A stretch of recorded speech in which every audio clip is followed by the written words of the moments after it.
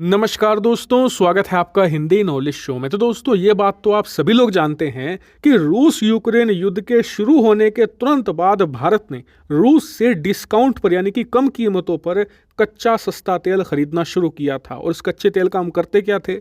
भारत लाते थे।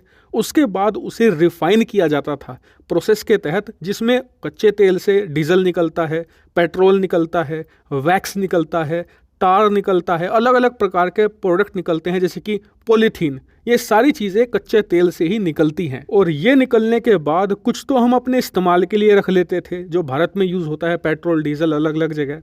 उसके बाद जो बचता था वो हम यूरोपियन देशों को एक्सपोर्ट कर रहे थे, वो भी मोटे मुनाफे पर। और मैं आपको थोड़ा अंदाज़ा बताता हूँ कि हम कितना एक्सपोर्ट कर रहे थे। दरअसल जब से रूस यूक्रेन का युद्ध शुरू हुआ है, 700 से ज़्यादा दिन हो चुके हैं इस युद्ध को। और इस दौरान भारत का यूरोप के अंदर जो डीजल का एक्सपोर्ट है, सिर्फ डीजल की बात कर रहा हूं मैं, पेट्रोल अलग है, अलग अलग जो प्रोडक्ट निकलते हैं वो अलग हैं।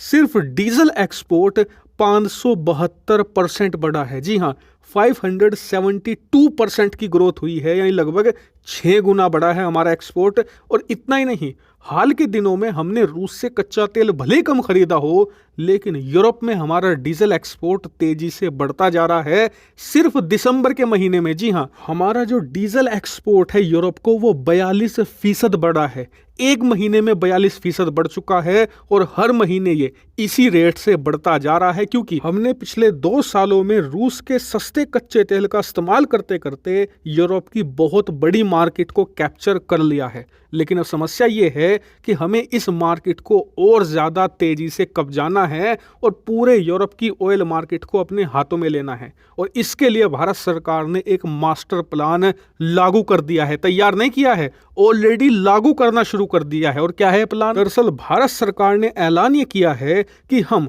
हर साल जितना भी कच्चा तेल रिफाइन करते हैं अपनी रिफाइनरी में, उस कैपेसिटी को हम 56 मिलियन टन पर ईयर के हिसाब से बढ़ाएंगे। और इस वजह से भारत की जो रिफाइनिंग कैपेसिटी है, एक दिन के अंदर 6 मिलियन बैरल पहुंच जाएगी। जी हाँ, हम हर रोज 60 लाख बैरल कच्चा तेल प्रोसेस करेंगे और उसे रिफाइन करेंगे, कुछ अपने इस्तेमाल के लिए रखेंगे और ज़्यादातर को एक्सपोर्ट करेंगे यूरोपियन देशों को। ऐसा इसलिए क्योंकि भारत ने देख लिया है पिछले 2 सालों में कि हमने बहुत ही कम मात्रा में भी एक्सपोर्ट करके मोटा मुनाफा कमाया है। भारत को बहुत ही बम्पर फायदा हुआ है, इससे भारत का खजाना लबालब भरा है। और इस खजाने का इस्तेमाल हमने किया है अपने देश में इंफ्रास्ट्रक्चर, यानी कि जो रोड हैं, नए नए पुल हैं, इन्हें बनाने में। यानी कि भारत चाहता है कि इस मुनाफे को और तेजी से कई गुना बढ़ाया जाए और जो भी हम खजाना कमाएंगे देश के इंफ्रास्ट्रक्चर में लगाकर देश की जीडीपी ग्रोथ को और तेजी से रफ्तार दे सकते हैं।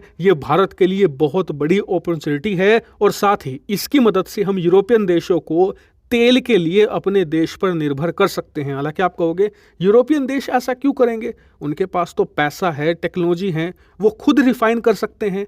तो ऐसा नहीं है। दरअसल आपने देखा होगा कि हाल ही के सालों में जो क्लाइमेट एक्टिविस्ट है ना, वो बहुत ही ज़्यादा रेडिकल हो चुके हैं। हाल ही में आपने देखा भी होगा कि पर्यावरण कार्यकर्ता इतने ज़्यादा एक्सट्रीम चले गए, दुनिया की सबसे महंगी और सबसे शानदार पेंटिंग माने जाने वाली मोनालिसा की पेंटिंग, सिंगपुर आप देखिए, आपने खूब देखी होगी ये, इसके ऊपर ऑयल और पेंट फेंक दिया। हालांकि अच्छी बात ही रही कि इस पर बुलेट प्रूफ ग्लास लगा हुआ था जिससे सुरक्षित हुई, लेकिन इससे आप अंदाजा लगाइए कि वहां पर पर्यावरण कार्यकर्ता कितने ज़्यादा रेडिकल हैं। इसी वजह से वहां पर रिफाइनरियां तेजी से बंद हो रही हैं और इसी का फायदा भारत को मिल रहा है, क्योंकि भारत ऑलरेडी दुनिया का 4था सबसे बड़ा ऑयल रिफाइनिंग करने वाला देश है। ऐसे में भारत पूरे यूरोप की ज़रूरतों को बहुत ही आसानी से कैरी कर सकता है और इससे मोटा बम्पर मुनाफा कमा सकता है। और साथ ही इससे भारत में लाखों की संख्या में रोजगार ऑलरेडी पैदा होता है, लाखों की संख्या में और पैदा होगा। हालांकि इस पूरे प्लान पर आपका क्या रिएक्शन है, कमेंट करके बताइएगा। Thank you very much for watching video.